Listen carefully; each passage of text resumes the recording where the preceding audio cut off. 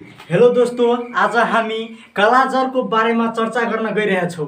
हेर्नुस्, कालाजरको definition, clinical feature, incubation period, के कारणले चाहिँ कालाजर हुन्छ र कसरी म्यानेजमेन्ट गर्ने भन्ने कुरा आज हामी पढ्न गइरहेको छौँ। यहाँ हेर्नुस्, कालाजरलाई चाहिँ ब्ल्याक फिभर पनि भनेर भन्छ। बुझ्नुभयो? कालाजर र सिम्पल डिफिनेसन के छ भने कालाजरको यहाँ हेर्नुस्, डिफिनेसन हेर्दाखेरि कालाजरको simple definition, it is a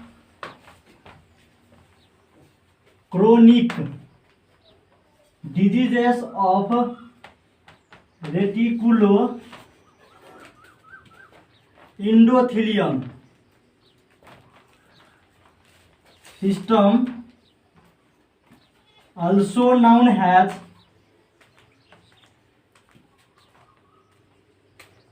black fever। हेर्नु, यसको डिफिनेसन सिम्पल डिफिनेसन, यो भन्दा सिम्पल डिफिनेसन हुनै सक्दैन। हेर्नु, कालाजर चाहिँ एउटा क्रोनिक डिजिजेस हो। के को? रेटिकुलो इन्डोथेलियम सिस्टमको। यसलाई हामी ब्ल्याक फिभर पनि भन्छौँ। बुझ्नुभयो? क्लियर? हेर्नु, अब चाहिँ हामी के बुझ्ने भने काउज चाहिँ यसको के हो, काउज चाहिँ के कारणले चाहिँ कालाजर हुन्छ। हेर्नु, काउजमा यो चाहिँ यसको चाहिँ काउज के हुन्छ भने प्रोटोजुआ छ। प्रोटोजुआ, हेर्नु, यस प्रोटोजुआमा के हुन्छ भने हेर्नु, प्रोटोजुआ छ, यसको चाहिँ काउज। प्रोटोजुअल प्यारासाइटमा के छ भने लिस्मेनिया डोनोभनी। प्रोटोजुअल प्यारासाइटमा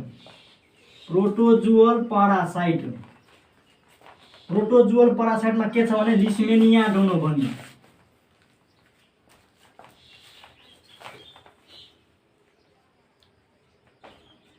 हेर्नु, यसको चाहिँ काउजमा के छ भने प्रोटोजुअल प्यारासाइट र प्रोटोजुअल प्यारासाइट के कुन प्रोटोजुअल प्यारासाइट त लिस्मेनिया डोनोभनी। बुझ्नुभयो? र अर्को कुरा, यसको चाहिँ इन्क्युबेसन पिरियड के छ र कति हुन्छ इन्क्युबेसन पिरियड। हेर्नु, इन्क्युबेसन पिरियड चाहिँ हेर्दाखेरि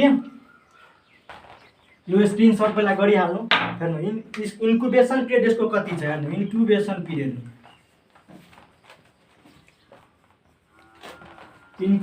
पिरियड चाहिँ यसको के हुन्छ भने 10 दिनदेखि लिएर 10 डे टु 2 इयर। मतलब अब यहाँ हेर्नु, इन्क्युबेसन पिरियडबाट पनि हामी एउटा डिफिनेसन लेख्न सक्छौँ। इन्क्युबेसन पिरियडबाट के डिफिनेसन लेख्न सक्छौँ भने 10 डे टु 2 इयर। यसको इन्क्युबेसन पिरियड धेरै छ, त अर्को डिफिनेसन हामी के बनाउन सक्छौँ भने यो चाहिँ स्लोली प्रोग्रेसिभ गर्ने डिजिजेस हो। त्यो पनि हामी चाहिँ भन्न सक्छौँ यसको यो डिजिजको डिफिनेसनमा। अर्को कुरा चाहिँ के हुन्छ भने यहाँ हेर्नु, यो चाहिँ ट्रान्समिसन कसरी हुन्छ, कुन माध्यमबाट चाहिँ ट्रान्समिसन, यो मेटिदिउ ल होस्। हेर्नु, ट्रान्समिसन चाहिँ कुन माध्यमबाट चाहिँ यो सर्छ। यदि यो चाहिँ जुन हुन्छ तपाईको इन्फेक्टेड, ट्रान्समिसन केबाट हुन्छ। हेर्नु, ट्रान्समिसनमा चाहिँ हेर्दाखेरि यदि इन्फेक्टेड स्यान्ड फ्लाइहरू छ, bite of infected sand fly, यदि ब्लड ट्रान्सफ्युजनहरू गराएको छ भने, फेरि यो ब्लडमा चाहिँ यदि त्यो प्यारासाइटहरू यदि छ भने मात्र इन्फेक्टेड हुन्छ, छैन भने चाहिँ इन्फेक्टेड हुँदैन।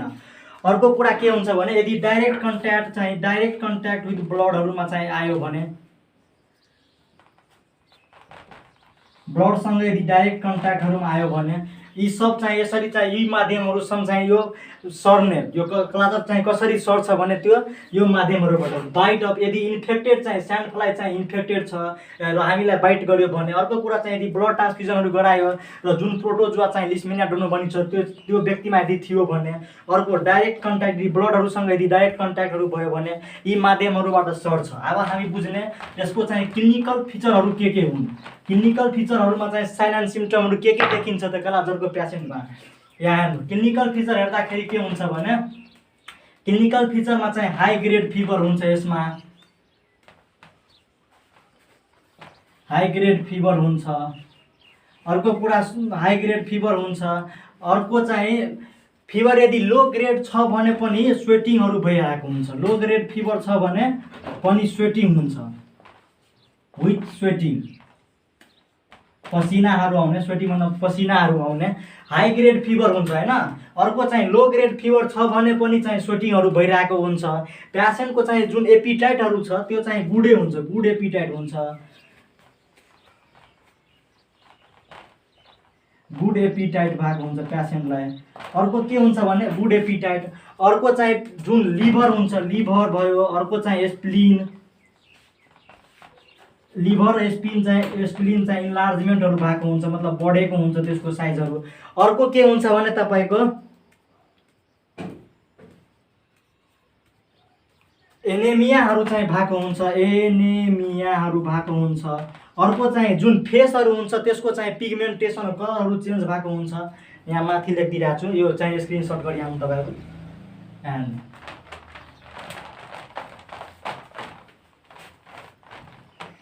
फेसमा चाहिँ पिगमेन्टेसनहरू भएको हुन्छ,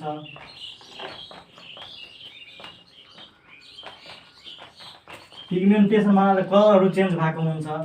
अर्को कुरा यसमा चाहिँ वास्टिङ भन्ने हुन्छ, वास्टिङ चाहिँ भएको हुन्छ, वास्टिङ एन्ड एनेमिया।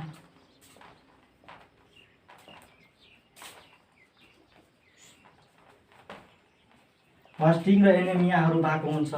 यो सब चाहिँ अहिले जुन पढ्नुभयो त्यो चाहिँ क्लिनिकल फिचरहरू हुन्। अर्को कुरा यसमा चाहिँ इन्भेस्टिगेसनहरू के गर्ने हामी त इन्भेस्टिगेसनहरू हामी के गर्न सक्छौँ भने यहाँ हेर्नुहोस्। अब हामी इन्भेस्टिगेसन हेर्ने, इन्भेस्टिगेसनमा चाहिँ हेर्दा यहाँ हेर्नुहोस्, इन्भेस्टिगेसन बुझिरहेछ नि। इन्भेस्टिगेसन हेर्नु, इन्भेस्टिगेसन हामी के गर्छौँ भने सर्वप्रथम यो ब्लडहरूबाट पनि सर्छ भने ब्लड चाहिँ इन्भेस्टिगेसनमा ब्लड हेर्ने। ब्लडमा चाहिँ के हुन्छ भने एनेमिया भइरहेको छ, किन भइरहेको छ भने जुन WBCहरू छ त्यसको चाहिँ रिडक्सन भइरहेको छ।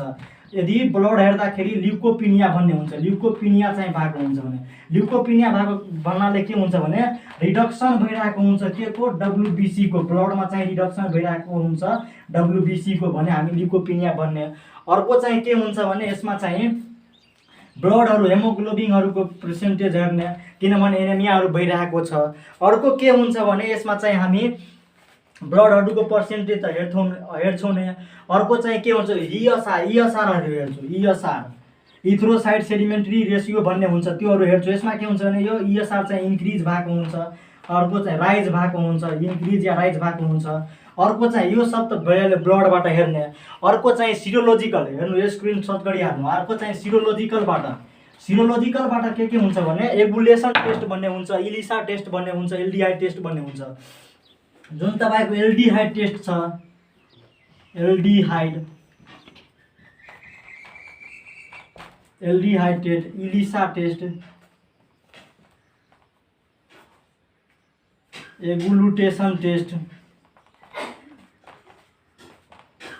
यसमा चाहिँ के हुन्छ भने एल्डिहाइड टेस्ट तपाईँको के हुन्छ भने मतलब 3 महिना पछि एल्डिहाइड टेस्ट यदि भएको छ भने तपाईँ के गर्ने, मतलब यदि एल्डिहाइड टेस्ट यदि पोजिटिभ आयो भने हामी के बुझ्छौँ भने यसलाई 3 महिना पछाडि चाहिँ एल्डिहाइड टेस्ट पोजिटिभ आउँछ। मतलब 3 महिना अगाडि नै उसलाई डिजिजेस चाहिँ इन्फेक्टेड भइहाल्यो थियो अनि त्यसपछि उसको पोजिटिभ आएको छ। एल्डिहाइड टेस्ट चाहिँ पोजिटिभ आउँछ कतिखेर, यदि डिजिजेस भएको 3 महिना भइसकेको छ भनेपछि मात्र चाहिँ यसको एल्डिहाइड चाहिँ पोजिटिभ आउँछ।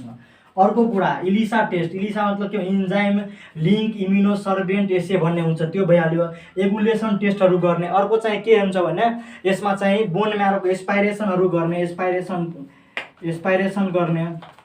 एस्पाइरेसनमा हामी बोन म्यारोको एस्पाइरेसन गर्छौँ, बोन म्यारो एस्पाइरेसनहरू।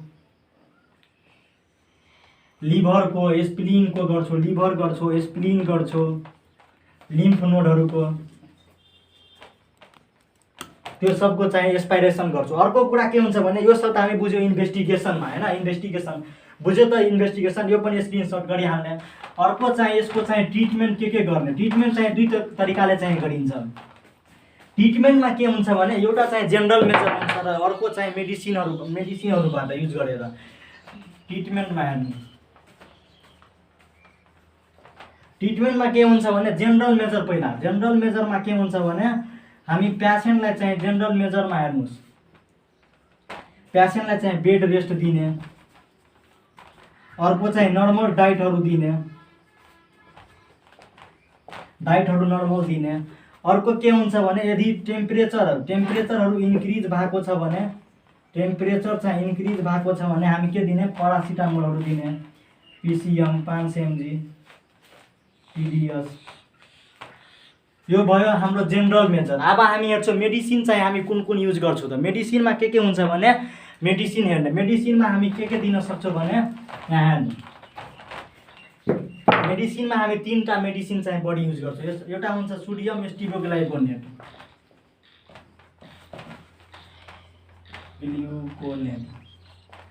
त्यो चाहिँ 2 देखि 3 mg पर kg मा दिइन्छ 10 दिनसम्म आइभी 10 दिनसम्म दिइन्छ। यो सबभन्दा बढी चाहिँ युज हुने मेडिसिन हो। Sodium stibogluconate 2 to 3 mg per kg IV 10 दिनसम्म दिइन्छ। अर्को हुन्छ तपाईको एम्फोटेरिसिन बी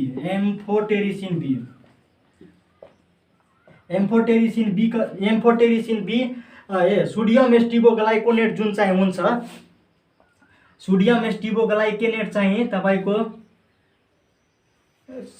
सोडियम स्टिरोग्लाइकोनेट चाहिँ 850 mg को हुन्छ 850 mg को हुन्छ। अर्को कुरा यो एम्फोटेरिसिन बी चाहिँ 2 to 3 mg को हुन्छ हैन 2 to 3 mg पर kg। यो पनि 10 दिनसम्म चाहिँ दिन्छ 10 दिनसम्म दिन्छ आइभी या त इन्ट्रामस्कुलर रूपमा दिन्छ। आइभी चाहिँ बडीमा दिन्छ इन्ट्रामस्कुलर हैन यो चाहिँ इन्ट्रामस्कुलर पनि दिन सकिन्छ। यो भइहाल्यो। अर्को चाहिँ के हुन्छ भने यसमा अर्को चाहिँ के हुन्छ पेन्टाएमाइडिन भन्ने हुन्छ पेन्टाएमाइडिनमा के हुन्छ भने हेर्नुस् पेन्टाएमाइडिन पनि 3 mg को हुन्छ पर kg। यो पनि चाहिँ 10 दिनसम्म दिइन्छ र आइभी रुटमा चाहिँ दिइन्छ। बुझ्नुभयो। मेडिसिनमा हामी चाहिँ सोडियम स्टिरोग्लाइकोनेट 850 mg इन्ट्रामस्कुलर या आइभी 10 दिनसम्म दिने। यो बस्ट सबभन्दा बढी चाहिँ युज हुने त्यही हो। एम्फोटेरिसिन बीहरू दिने 2 to 3 mg पर kg मा दिने र त्यो चाहिँ पनि 10 दिनसम्म चाहिँ दिने 10 दिनसम्म चाहिँ दिन्छ। आइभी रुटमा पनि आइभीमा चाहिँ दिन्छ। यो चाहिँ पेन्टाएमाइडिन हो। पेन्टाएमाइडिन पनि 3 mg पर kg मा र 10 दिनसम्म दिने र आइभी रुटमा दिने। बुझ्नु आज हामी बुझ्यौँ। अर्को चाहिँ के हुन्छ भने प्रिभेन्सन हामी कसरी गर्छौँ त कसरी हामी बच्छौँ यसबाट कालाजारबाट हामी कसरी बच्छौँ भने यहाँ हेर्नु प्रिभेन्सनमा चाहिँ के हुन्छ भने हेर्नु प्रिभेन्सनमा हेर्दाखेरि प्रिभेन्सनमा के हुन्छ भने सर्वप्रथम यो प्रिभेन्सनमा के जुन त्यो प्यारासाइटहरूले भइरहेछ भने हामी के गर्ने नेटहरू लगाउने जुन घर वरिपरि चाहिँ क्लिनेसहरू राख्ने सराउन्डिङ क्लिनेसहरू राख्ने जुन पानीहरू चाहिँ जुन जमेको पानी हुन्छ त्यसलाई चाहिँ बगाउने त्यो पानीहरू नराख्ने त्यो पानीहरूलाई बन्द गर्ने या त भगाउने कन्टामिनेटेड पानीहरू नखाने त्यो एरियाहरूलाई क्लिनेसहरू गर्ने नेटहरू लगाउने सुत्दाखेरि चाहिँ केही माथिहरू केही 4-5 फिट चाहिँ माथि सुत्ने त्यसरी चाहिँ हामी प्रिभेन्सन गर्न सक्छौँ। बुझ्यौ त। आज हामी पढ्यौँ कालाजरको बारेमा। बुझ्नु आज तपाईहरु कालाजरको बारेमा सब थोक पढ्नु भयो र तपाईहरुलाई यदि राम्रो लाग्यो भने लाइक गर्नु होला, शेयर गर्नु होला र सब्स्क्राइब गर्नु होला र नोटिफिकेसन पनि दबाई आजदेखि म यस्तै भिडियो तपाईहरुको माझमा चाहिँ ल्याउने छु। त्यसैले तपाईहरु चाहिँ सब्स्क्राइब गरी बेल आइकन पनि दबाइदिनु होला ताकि मेरो नोटिफिकेसन भिडियोको नोटिफिकेसन तपाईहरुलाई सबभन्दा अगाडि पुगोस्। हस् त।